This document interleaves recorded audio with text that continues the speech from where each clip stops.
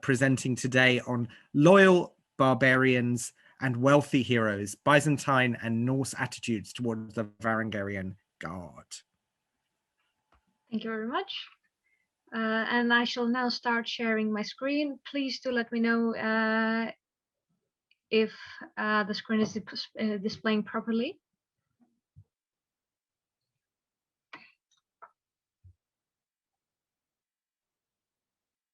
That's great. Thank you. Thank you very much. So, with a complex social and legal structure accommodating the laws, customs, and spiritual and cultural practices of a wide range of ethnic minorities, the Byzantine Empire was, in every sense, cosmopolitan. A notable ethnic and cultural minority in the empire was the Varangian Guard, the emperor's personal guard of foreign, mostly Scandinavian mercenaries. Officially formed in the 10th century and in effect until the fall of Constantinople in 1453, the Varangian Guard is depicted as a body of powerful and loyal warriors in Byzantine, Old Norse, and Old Slavonic sources. While it is known that the Varangians were valued as reliable warriors by the emperor and that they were greatly admired by other Scandinavians, little attention has been paid on how they were treated by their Byzantine comrades. As part of a discourse on minorities' active and often underappreciated contribution to a state, this paper aims to illustrate the obscure lives of a minority in the Byzantine Empire, discussing the Varangians' encounters with their Greek peers in Byzantine and Old Norse historiographical texts. The first book to exhaustively address the Varangian Guard was Siegfried Blendal and Benedict Benedictus, The Varangians of Byzantium, published in 1979. An as of yet undisputed source of factual history, this work documents the rise and fall of the Varangian Guard. More recently, Sverrir Jakobsson explored the Varangians and the Byzantine emperors as representation across the genres of Old Norse literature in his 2020 book, The Varangians in God's Holy Fire. He illustrates how returning Scandinavian Varangians were seen as noble and admirable champions by their compatriots, and pinpoints the topoi associated with the Byzantine emperor's depiction as a friendly and highly appreciative gift giver. What few cases of Byzantine Varangian interactions are recorded in primary sources have been dismissed as anecdotal or purely fictional. Still, scrutinizing some of these cases could be of benefit, as they could provide insight to the realities of the multicultural Byzantine army and society. Hence, this paper is constructed around the interactions of Byzantine and Varangian comrades taking place in two different historical military expeditions, both of which are recorded in Byzantine and Old Norse texts. The first case study is focused on the conflict between General George Maniakis and high-ranking Varangian and future King of Norway, Harald Hardraudi, the stern ruler, Sigurdarson. The patrician George Maniakis is introduced in Skylitzes' 11th century synopsis of history as a successful general. He was sent by Emperor Michael IV to reclaim Sicily in 1038, and in the synopsis, he is exclusively credited for conquering 13 Sicilian cities. His successful campaign was brought to an abrupt end when he was arrested and taken back to Constantinople after he whipped and insulted the underperforming Admiral Stephen, who was related to the imperial family. Maniakis' worsening relationship with the imperial family led him to revolt in 1043 when he was killed in battle. While his rebellion was condemned, he is depicted as a tragic hero with admirable qualities in Skylitzes' synopsis and Michael Psellos' Chronographia, another historical work of the 11th century. Nevertheless, Psellos glosses over the fact that barbarians feared Maniakis. Barbarians is an interesting word choice, as it not only referred to the empire's enemies, but also to the Varangians as well, as is particularly evident in Anna Komnene's Alexiad and in John Kindamos's Deeds of John Emmanuel Komnenos. Sorry, John Kindamos's, yeah. There is little doubt that George Maniakis was known and dreaded by foreigners. In the 11th century Norman chronicle, The Deeds of Robert Guiscard by William of Apulia, he is portrayed as both vicious and incompetent. When it comes to the north, he is the only Byzantine military officer named in any Icelandic saga, and he is called Girgir. He plays an important part in the sagas about Harald Hardraudi, found in three 13th century collections of panegyric royal biographies called Morkinskinna, Fagrskinna, and Heimskringla. The Norwegian Harald Hardraudi entered the Varangian Guard as an exiled prince in 1034, only to return to Norway in 1046, having acquired incredible riches and ascending to the Norwegian throne. During his time in the empire, he participated in numerous expeditions, including Maniakis' campaign in Sicily. The saga's anonymous authors are aware of the narrative exaggerations associated with his military triumphs, as they all credit Harald and his companions as the main sources of his adventures abroad. However, General Katakalon Kekavmenos, commander of Messina under George Maniakis, confirms Harald's successful career in Sicily in his oration of admonition to an emperor, praising the Norwegians' loyalty to the emperor. Thus, there are many reasons to believe that Harald Hardraudi and George Maniakis did indeed fight side by side. Harald and Maniakis' collaboration begins before the Sicilian expedition in Morkinskinna, Fagrskinna, and Heimskringla, with the two of them campaigning around the Mediterranean. They often get into arguments, with Harald always outsmarting the general and proclaiming that he only answers to the emperor, not Maniakis. Harald also emerges as a better commander, as he and the Varangians are successful where Maniakis and the Greeks fail. This causes Maniakis' character to completely abandon the campaign and the story altogether in Fagrskinna and Heimskringla. These incidents are absent from Skylitzes' synopsis, which crowns Maniakis as the conqueror of Sicily. Also absent from the synopsis are Harald and the Varangians. On the other hand, in Morkinskinna, Maniakis and the Greeks are present in Sicily, but the general acts cowardly, wants to abandon the siege at every opportunity, and constantly questions Harald's strategies, which always lead to victory. The ingenious methods Harald employs in order to besiege the Sicilian cities are recounted in detail in the sagas, whereas how Maniakis came to subjugate Sicily is never explained by Skylitzes. Although it is understandable that medieval histories would naturally overproject the achievements of the people they were written by and for, the dissonance between Byzantine and Old Norse accounts of the Sicilian expedition is tremendous. Skylitzes is silent about any Varangian involvement, making sure to emphasize Maniakis' military genius without actually narrating how he took over Sicily.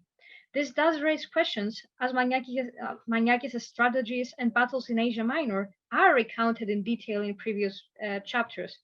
Cautiously turning to Harald's sagas and considering Kekavmenos' praise to the Norwegian, it would be reasonable to suspect that the Byzantine victories in Sicily largely happened thanks to the Varangians and mercenaries. Moreover, Maniakis' antagonistic nature in the sagas might be a reflection of his aggressive stance against his subordinates, both Byzantine, like Admiral Stephen, and foreign ones. Our second case study revolves around the Battle of Veria, modern-day Stara Zagora in Bulgaria. The battle took place in 1122 between the Byzantine army, led by Emperor John II Komnenos, and Pecheneг forces, and it concluded with Byzantine victory. The events of this battle are recorded in John Kindamos's The Deeds of John Emmanuel Komnenos, written in the late 12th century, Nikitas Choniatis' 13th century history, and in the saga of King Haugon Herdibraidr, a part of the 13th century compendium Heimskringla. According to this text, the Byzantine army was outnumbered and forced to retreat, while the Pechenegs enforced their fortifications by setting their battle wagons around their fences. In Heimskringla, the emperor verbally reprimands his Greek soldiers, as well as his Frankish and Flemish mercenaries, for their incompetence. The soldiers suggest that the emperor dispatch the Varangians, whom they refer to as his winebags, Vinbelia, and John reacts angrily, refusing to sacrifice his treasures. In response to that, the Swedish Varangian commander Thorir Helsingr reassures the emperor that the Varangians would gladly die for him. In all three texts, the Varangians charge and demolish the Pechenegs' wagons with their axes, and the rest of the Byzantine army joins the battle, which is ultimately won. In spite of some differences owing to the three texts' varying focus, goals, biases, and tone, the Varangians' equipment, their and the Pechenegs' tactics, and the overall development of the assault are identical among these texts, which is striking considering the differences in Skylitzes and Morkinskinna. A possible explanation is that, in Veria, the Varangians' assault was ordered by the emperor, and it led to a victory in which the entire army eventually participated. In contrast to this, taking into account Harald Hardraudi's strong initiative during Maniakis' campaigns, as recorded in the sagas, it can be proposed that the Varangians might have indeed been acting against or outside Maniakis' commands. Of course, this does not reduce the exaggeration of Harald being the sole conceiver and materializer of victory, but it does suggest Maniakis' dependency on his foreign mercenaries and his possible inability to command them, a fact which is conveniently unaddressed by Byzantine authors. In Heimskringla, Byzantine and Latin soldiers are juxtaposed to the Varangians, who were cherished by the emperor for their skills and loyalty. Heimskringla is also explicit about the Greeks' disdain towards the Varangians. Contrasting the emperor's fondness of them, the Greek soldiers' attitude towards the Varangians is representative of two things. Firstly, the very realistic tensions that could arise between comrades of different cultures, and secondly, the hostile and demeaning Byzantine attitude towards foreigners. These case studies have revealed some harsh yet sadly all too familiar realities of multicultural coexistence. In both Byzantine and Old Norse texts, the Varangians are depicted not as soldiers of the East Roman army, but as the emperor's employees, an element which, from a Byzantine perspective, keeps them at a distance from the state, and from a Norse perspective, renders the Varangians hierarchically inferior to no one but the emperor. Byzantine texts are suspiciously quiet about the events of Sicily, ambiguously giving credit to the Greek general George Maniakis. When credit is given to the Varangians in Beria, it is done in a way that reminds the reader of their perceived inferiority. Gindamos calls them barbarians, and Choniatis depicts them as the emperor's followers, with the emperor taking center stage. The many instances of verbal conflict between the Varangians and the Greeks found in Old Norse texts are absent from Byzantine historiography, because such episodes were of no significance to their narrative, which sought to exalt the deeds of the Byzantine and their emperors. In Scandinavian sources, these conflicts are used to elevate the Varangians from an object of their compatriots' admiration to an object of their non-Nordic comrades' envy. This is further evidenced by the fact that the probably exaggerated Varangian military achievements are always compared to their Greek peers' alleged incompetence. Deciphering the image of the Varangians, Byzantium's loyal barbarians, and the Norse overpowered heroes, can be a useful exercise in studying the social condition of foreign workers. Questions of a minority's degree of attachment to their state of residence, the majority's attitude towards them, and the minority's interpretation of this attitude can be explored through the Varangians' example. After all, like so many people everywhere and any time in history, the Varangians were, in essence, minority workers in a foreign socio-cultural environment exposed to both opportunities of advancement and social marginalization. As a concluding remark, I wish to extend my apologies about not elaborating more on background reading and information. If anyone is interested in finding out more, please drop me an email anytime. Thank you very much.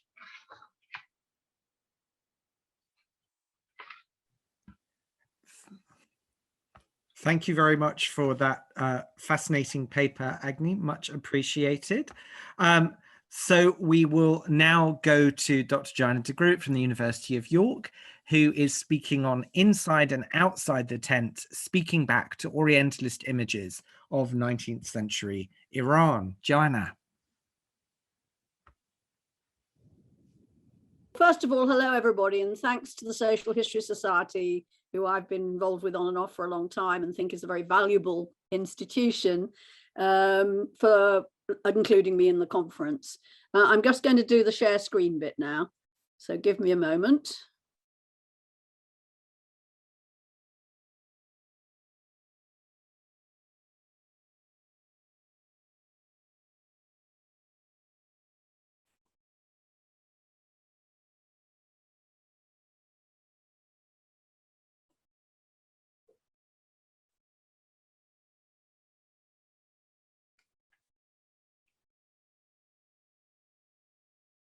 And I'm going to go from the slide, go into the slideshow.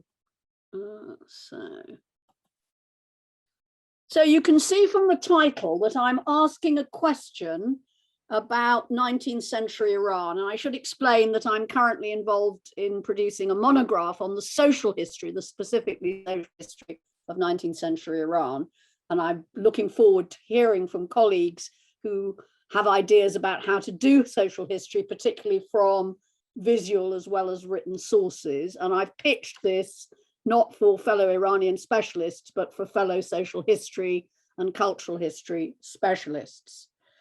So 19th century Iran is a society or set of societies, we can argue about how decentralized, exposed to a new set of external influences. It's always both contributed to and received external influences beyond the boundaries of what we might think of as Iran. But new influences are coming in as there's a greater interest in places like France or Russia or British rule India compared to older interests in the Ottoman lands. Well, the interest in the Ottoman lands continues, and Central Asia and Mughal India. So new stuff is coming in, and in particular, new technologies of all kinds. I mean, military ones, communication ones, telegraph and things like that. But I'm particularly going to talk about new technologies of artistic practice, as well as new other aspects of artistic practice, and to ask how 19th century Iranians might respond. Were they imitators? Did they incorporate? Did they adapt? And I'll come back at the end to answers. I mean, if we're talking about innovations, I'll mention just two. One is photography, about which I'll be saying a lot. Photography developed in Western Europe in the 1840s. By the end of the 1840s, it's arriving in Iran.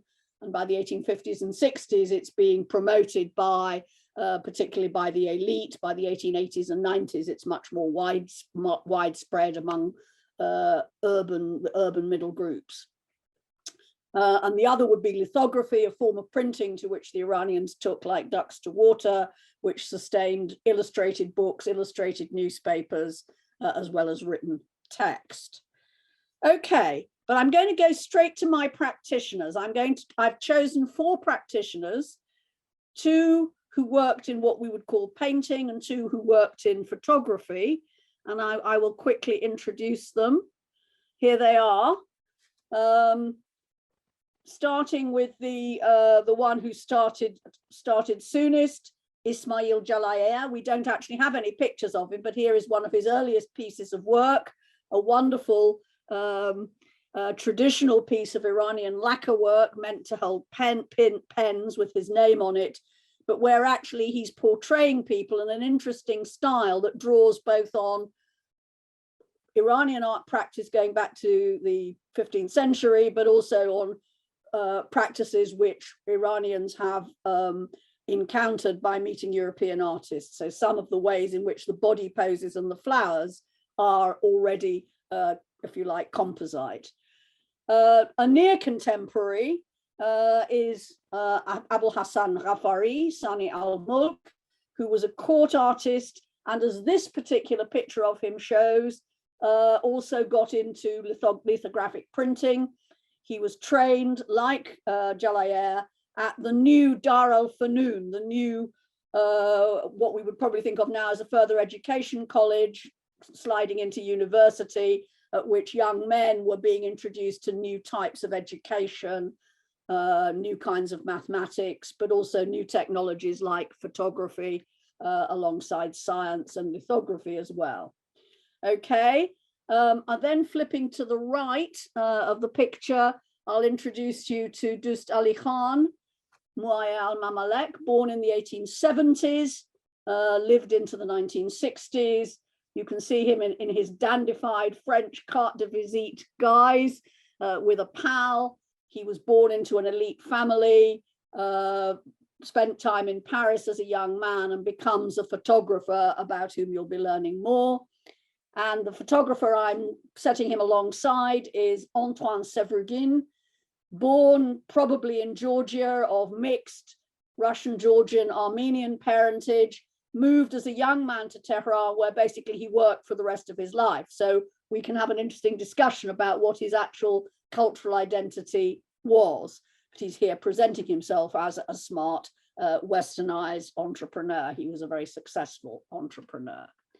So what I'm going to do is to go directly to the work of these people and talk about questions of hybridity, adaptation. So I'm starting again with Jalayir, and 2 very contrasting, but you can see connected pieces of artwork. On the left, a portrayal of a high Iranian official. He's wearing a medallion of the Shah, which shows his loyalty. He's wearing the jewels of office. He's also sitting, as you can see, on a European-style chair with a vase of flowers and a park and trees behind him, which might come from a Russian painting, a French painting, as much as an Iranian painting. But what we're seeing here is actually Jalalair aware of that, but following actually practices that other Iranian artists had been developing. It's part of the world of a cosmopolitan court, of a court which is open to all sorts of interests. I'm just saying it's taking up photography, but it's also promoting, as you're going to see in a minute, some much more, quote, traditional indigenous forms of art. And Jalalair is, as it were, reflecting that, as is the man who has commissioned the painting, who was a senior government official. But next to it, we see a portrait of somebody very different, or a depiction of somebody very different. A Sufi martyr and saint who died young. He's being portrayed, as you can see, as a rather beautiful young boy, using, perspective, all of those things, but celebrating the powerful tradition of mystical or Sufi versions of Islam. I'm not that comfortable with the word mystical. Sufi versions of Islam, which are flourishing in Iran, despite persecution and suspicion by some strands of Iranian believers. So here is Jalalair. He comes, his own father was a known member of a Sufi order. We don't know whether Jalalair was also, but he clearly identified with it. So I'm now going to expand a bit on that and show you the range of his work. And just picking up the religious thing, here is a portrait of the Shia Holy Family plus a Sufi saint, the chap on the right in that picture, in an interesting modern and traditional bit of architectural. So the pond with ducks goes back to 15th century miniature art, but the architectural surround is much more contemporary. And so here we have, as it were, a celebration of Shiism and Sufism, which is drawing quite happily and creatively on a variety of practices and images and conventions. In the middle, we have interesting, as it were, depictions of kind of portraiture. The one at the bottom is of Nasruddin Shah, the Shah of Iran from the 1840s to the 1890s, portrayed like any European monarch, riding very competently on his horse. He was an enthusiastic hunter, by the way, in an attractive landscape with a mosque in the background, but trees and vegetation, and celebrating monarchy in a way which is simultaneously very indigenous. Portraits of monarchs are a well-established practice going back into the 18th century or even to the 17th century. But here he's been done as riding in a modern way in his modern uniform, although he's also got some rather glorious traditional jeweled ornaments that the monarch. And above him is a fascinating picture of a female social event. And here I'm coming to my notion of speaking back, because you probably know that European artists loved fantasizing about the female activities and private households of elite Middle Eastern societies, in which ladies lay around on cushions and looked sexy and all of that. And there's a whole sort of harem genre, which I could talk about for hours, but you're lucky enough to know that I won't. Here we have, as it were, a different take on a similar scene. It's a dignified, privileged, luxurious gathering of women. You can see this picture in the V&A, by the way, if you get there. It's currently in a big exhibition, but it's in their permanent collection, of women dressed for socializing, but portrayed again using a range of different indigenous and externally imported skills and practices. And over here, we see something really very interesting, the tradition of illustrated calligraphy, very strongly indigenous in Iranian and in Ottoman and in the art of the Arab lands. But here illustrated with genre scenes. I've shown a detail at the bottom. We've got women playing musical instruments. We've got some rather delightful mallards playing in the greenery. a little bit of 19th century Iranian architecture. So that again, there's a really creative fusion here of honored artistic practice going back a long time and glimpses of contemporary life. The women are dressed as elite women would have been dressed in the 1860s. So that's Gelayir, and I'm going to ask you to compare him now to his contemporary Sani al-Mulk. And again, a range of abilities. Here we have different takes on the world. Two pictures which relate to monarchy. Sani al-Mulk was a court painter, and the one at the top is in a grand tradition of decorating the palace walls. This was in the Nizamiye Palace. There were 6 big panels showing, this one shows the monarch, others show ministers, and another, as we will see, shows foreign visitors. Here he's shown with his sons and his most senior advisors in a style which imitates what the grandfather of Nasruddin Shah, great-grandfather of Nasruddin Shah, Fath Ali Shah, had tried to do in the 1810s, where he decorated a palace in that way. But the artistic skill here is already very different. Sani al-Mulk had the benefit of being trained at the Dar al-Funun with both Iranian and European trainers. He traveled briefly in Western Europe.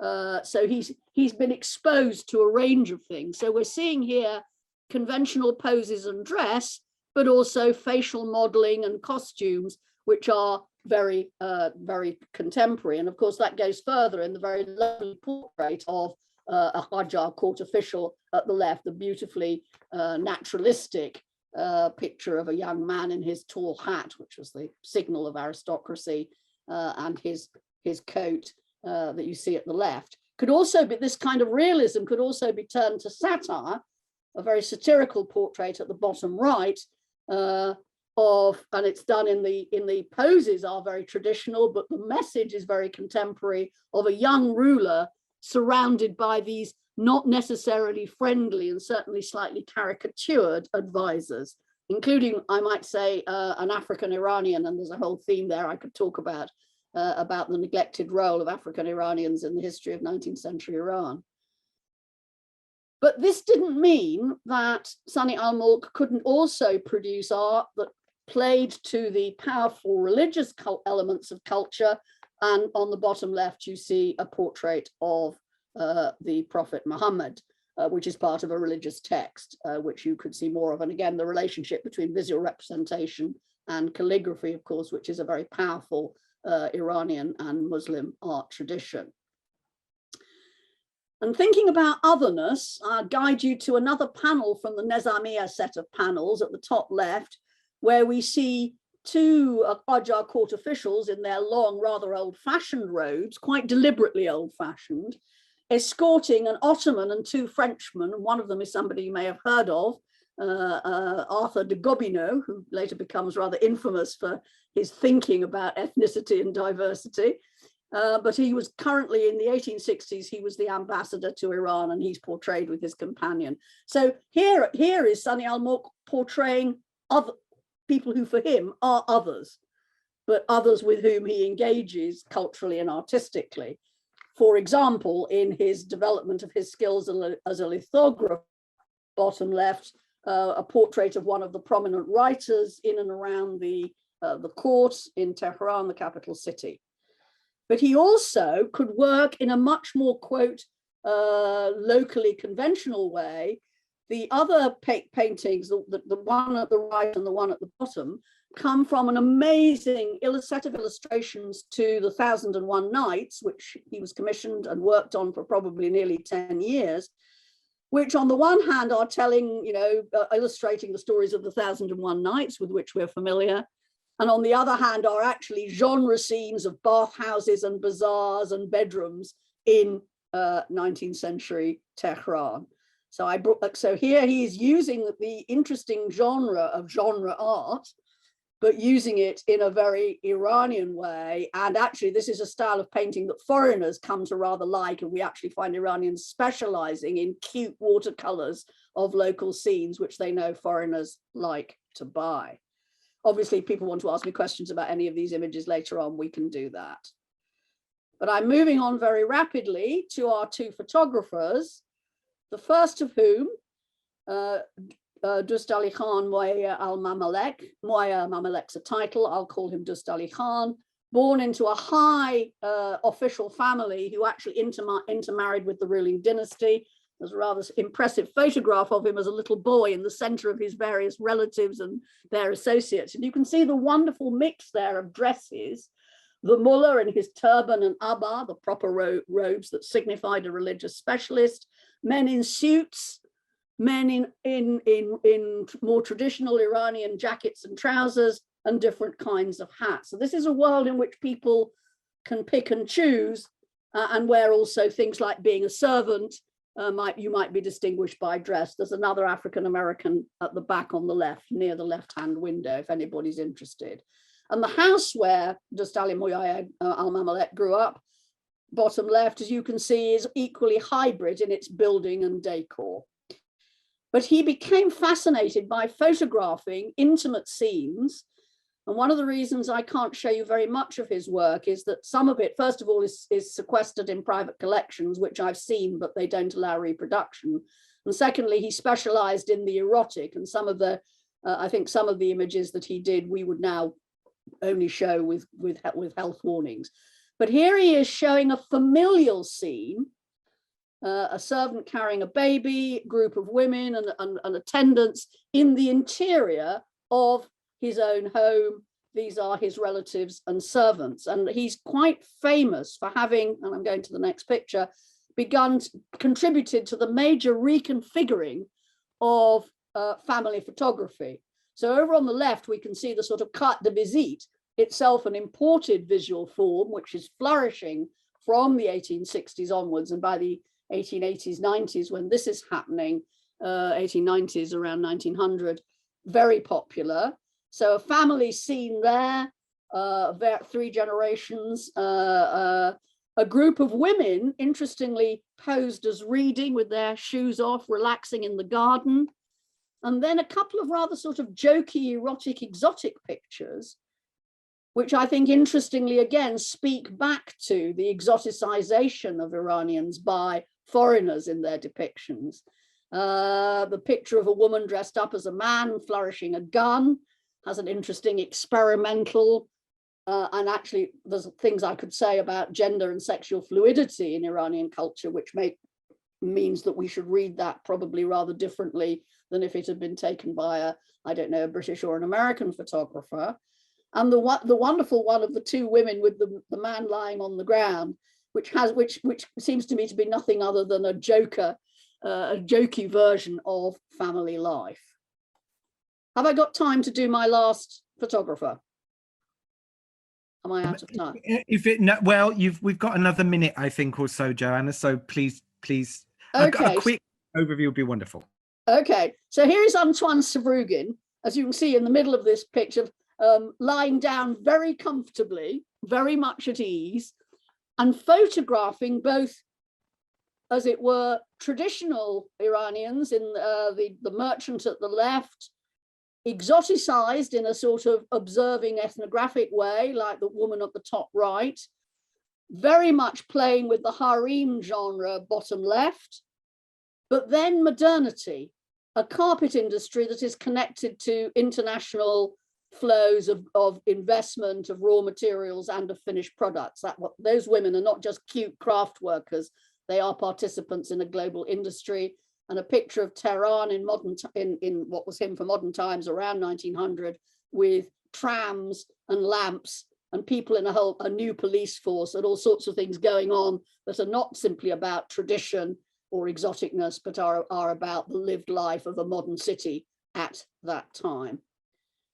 And I just thought I'd show you, so a bit more of the exotic on the left, his own shop on the right.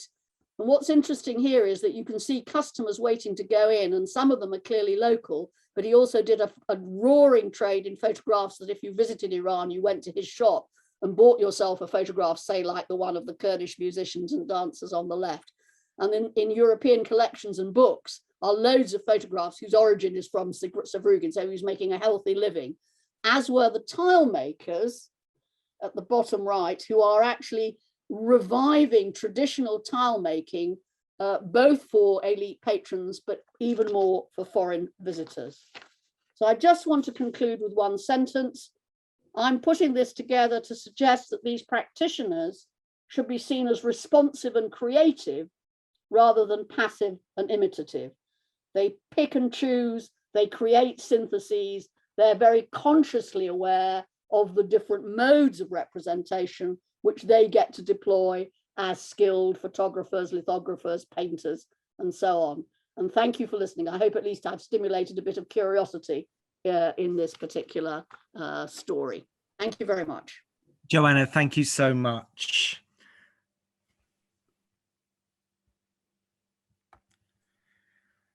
So we now come to our final speaker today, Dr. Anna Cusack from Birkbeck College, University of London, who will be speaking on displaying criminal cadavers in London, 1600 to 1800.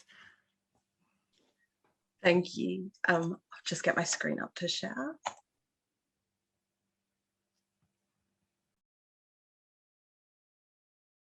Is that working all right? Thanks, Anna. Yes, that's showing.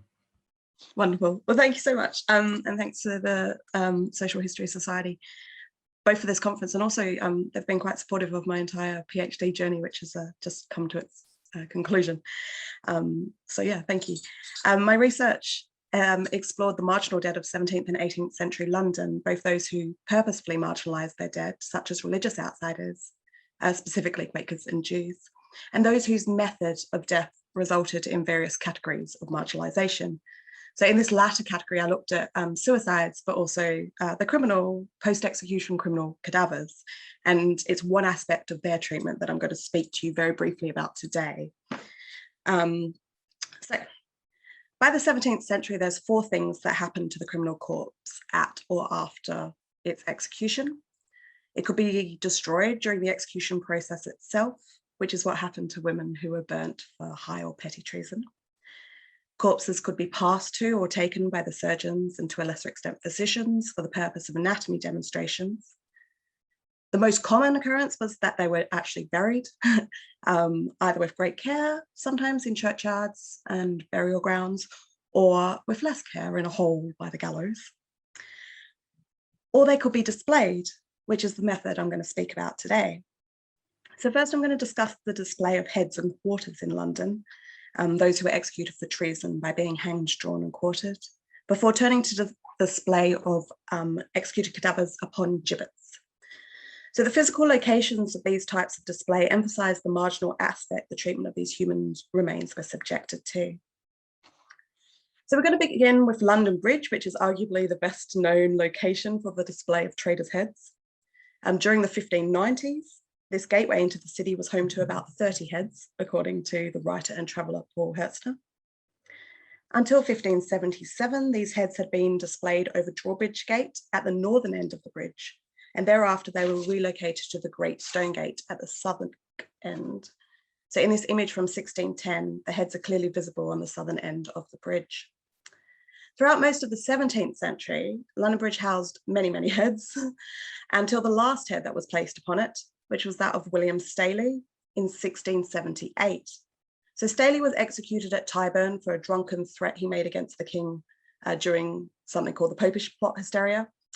And after he'd been drawn to the place of execution and the sentence carried out, instead of his heads and quarters initially being displayed, the king granted his family permission to take them away and inter them, which isn't uncommon, but in this case, the family kind of messed up because they arranged a grand funeral for him. It was very elaborate, huge pomp and ceremony, and he was interred in St. Paul's Covent Garden.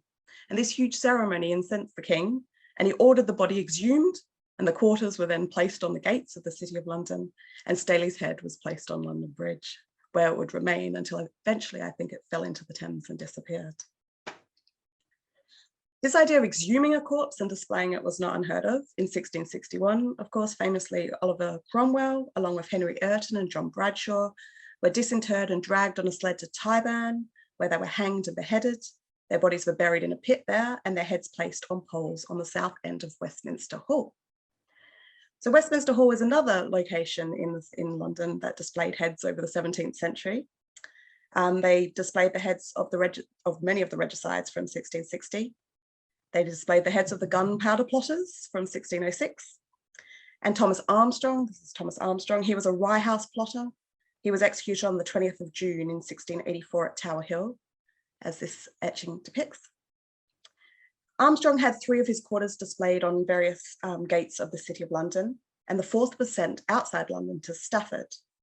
So sending quarters and indeed other body parts outside of the city, often returning the individual to their hometown or their own city, to be displayed there wasn't very uncommon. So James Holloway, the other Rye House plotter executed with Armstrong, had his head and quarters sent to Bristol and fixed upon the gates there. The final location for the display of heads in London is Temple Bar. And one of the earliest heads noted on Temple Bar was that of John Ayliffe on the 30th of October, 1685. So Ayliffe was a Whig. He'd been involved in something called Argyll's Rising, and he was executed in a temple after a failed suicide attempt with a penknife. And his head was displayed like these 3 you can see in this image at the top of Temple Bar. So Temple Bar continued displaying heads into the 18th century, long after the other locations, London Bridge and Westminster, had actually stopped doing so. And all the main gates of the City of London, Ludgate, Newgate, Cripplegate, Aldgate, Aldersgate, Moorgate, Bishopsgate, they were all demolished in the 1760s, but they had ceased displaying body parts much earlier. So first London Bridge after 1678, then Westminster Hall after 1696 ceased this practice of displaying the heads of traitors. And by the end of the 18th century, Temple Bar followed suit. And this form of display had been declining steadily, and it ceases altogether. The sentence of being hanged, drawn and quartered had become quite infrequent, and by the 1780s, the practice itself was no longer carried out in its entirety. The last individuals in London who received this sentence were the Cato Street conspirators in 1820, and they were only hanged and then decapitated and buried. So here in the Fethorn and New Court map from 1658, the location for the display of heads are shown by a red circle, and the orange dots denote the gates of the city, 7 gates of the City of London, where quarters were displayed. But why did they cease the display of the criminal courts in this manner? So I have a kind of working theory. There's still something I'm teasing out. So as the metropolis expanded and rapidly outgrew the city walls over the 17th and 18th centuries, the severed heads and quarters of criminals, which had acted as a warning beacon against heinous crimes to all who migrated into the city, became obsolete. Instead of being at the margins of London life, the locations where these grisly remains had once been located became the real heart of the metropolis and no longer held the same efficacy that they would have done in earlier periods. Instead, it was the criminals who were hanged in chains who would now fulfill the purpose that this form of display once held. So gibbeted individuals variably encircled the expanding metropolis on every major travel route in and out of London. Thereby, even as the 2 practices had been carried out simultaneously for a long time, hanging in chains increased and eventually became the sole method of display used by officials as a deterrent against criminal acts. The practice of displaying executed felons by hanging them in chains has only recently received in-depth scholarly attention, namely by Sarah Tarlow. It has an unknown origin. Certainly by the mid-16th century, it was a common form of post-mortem punishment. So in earlier cases, individuals who were hanged in chains were potentially displayed while still alive. Their deaths would have been brought about due to starvation and attacks from the elements. And this was allegedly the execution method used on Robert Aske in York in 1537. So early cases of men displayed in this manner, and it was only men, would have used actual chains, hence the language that continued to be used to describe this form of post-mortem punishment. Certainly hanging in chains by the 17th century referred not to chains, but rather iron cages. So I use the term gibbeting to kind of cover the whole experience. So many crimes could and did result in being displayed in this manner: murder, robbery, desertion, piracy, mutiny, sedition, arson, horse theft, highway robbery, mail theft, burglary, housebreaking, smuggling, ship theft, serving on a French privateer, and shooting at someone all turn up in the cases that I have looked at. So a gibbet itself is made up of the pole, which is roughly 30 feet in height, with a crossbeam from which a short chain supported an iron cage, which housed the body of the criminal. So variations of the gibbet include ones that hang sometimes up to 4 such cages, as can be seen in the foreground of this image here from 1739. And of these cages, only one from London still exists that dates from our period. Currently it's housed in the Museum of London Docklands and potentially from along the Thames, and it looks like this. So this specific cage has no support for the arms, which presumably hung freely outside. The torso hoops and collar are hinged and bolted, therefore they're adjustable, but the leg sections are not. And there is evidence of restoration and reuse. And reuse of cages is rare because individuals were actually measured to fit cages exactly, and they were commissioned and designed with one specific individual in mind. We know this from the sheriff's cravings, which are the expense claims of the sheriffs who oversaw the commission of gibbets and the process of gibbeting someone, and kept records of the cost of the journey from the gallows site to the gibbet site. So in March of 1731, William Williams, handy name, was executed at Tyburn, and then he was gibbeted at Turnham Green. And the expense recorded in the cravings for the entire process of the journey and the commission of the cage and everything came to £19.11, which is really quite expensive. And costs increased based on the distance between the execution itself and the gibbet site. On the 26th of April, 1749, William Farrell, alias Shepherd, and Thomas Kingsmill, alias Staymarker, who were of the Hawkhurst gang, were executed for smuggling at Tyburn. And both their bodies were transported over 50 miles to their gibbet sites, Farrell and Horsmondon and Kingsmill and Goldhurst Gore, and this cost £24 or 1 shilling each. No one was actually gibbeted within London itself. Bodies travelled an average of about 8 miles from their execution sites to their gibbet sites. They formed a circle around the metropolis on major roads, commons and heaths, and along the Thames, all the key routes into the city. This is a very rough guide to where the gibbets sat in relation to the expanding metropolis. Interactions with these displays were not unheard of. For example, James Shaw, alias Smith, who was executed for assault and horse theft in 1721 and was displayed near St. Pancras, was taken down from the gibbet and conveyed away by persons unknown, according to the newspapers. Gibbets were designed to avoid these types of thefts, often having nails along the wooden pole to deter people climbing them. Nevertheless, although only a few cases have been unearthed in my research, the persistence of some thieves could not be dissuaded. So gibbeting, much like the initial hanging, was a social occasion. Ben Childs, a highwayman executed for theft of the Bristol Mall in 1722, requested the smith who came to take measurement of him for the iron cage to make it as fine as possible, for he expected, he said, a vast number of people to come and see him in his new suit. Indeed, many thousands of people did turn up to his gibbeting. In July 1770, Peter Conaway and Michael Richardson were hanged in chains on Bow Common for murder, and the newspapers reported on the behaviour of the gibbet crowd, voicing outrage that a fairground of sorts had been erected by the gibbet site with booths selling items, alcohol being consumed and entertainment being provided. Allegedly, people even climbed up onto the gibbet poles, with one man climbing the pole, calling out, "Conaway, you and I have often smoked a pipe together, and so we shall again." And he lit up 2 pipes and stuck one in the gibbeted corpse's mouth. In Greenwich, telescopes were hired out for people to view gibbeted pirates on the opposite side of the river, and when these bodies were removed, some newspapers complained that holidaymakers were deprived of their amusements. In the latter half of the 18th century, individuals hanged at execution dock were most likely to receive a post-mortem sentence to be hanged in chains. The inclusion in 18th century images of the Thames of gibbeted individuals, such as in Hogarth's Industry and Idleness, and this perspective of the Thames from an unknown artist, hints towards the frequency of seeing gibbeted individuals along this route.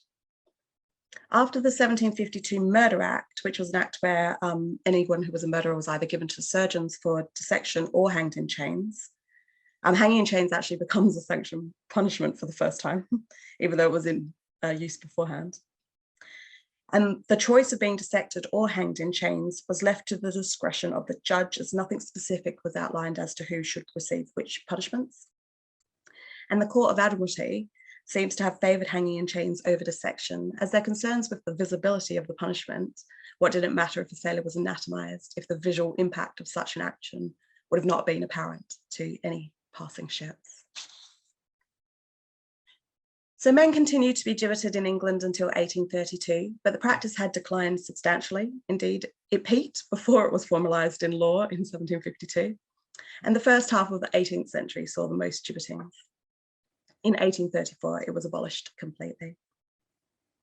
So hanging in chains and the display of body parts around London placed the body in an ambiguous liminal space, a place neither sacred nor profane betwixt the earth and sky. Gibbeted bodies were recognisably the bodies of individuals, and displayed heads were also recognisable as individuals, but these individuals were stripped of any type of self-autonomy. The criminal cadavers displayed in these manners were left in situ to vanish over time as nature took its course. Heads fell into the Thames or were taken down, body parts were stolen away, and identity was eventually expunged. The locations of these displays were sometimes at the fringes of everyday life, quite often they were, but they were not where the population feared to tread, nor where they could not be viewed. This method of marginalising the executed criminal cadaver was visible, albeit still physically marginal. It was eerie, disconcerting, but also attractive to early modern Londoners. Thank you. I'll stop sharing now. Thanks so much to all three of our speakers for three really sparkling presentations. I think we should finish with thanking them again for their contributions, which were really wonderful to hear. And thank you all so much.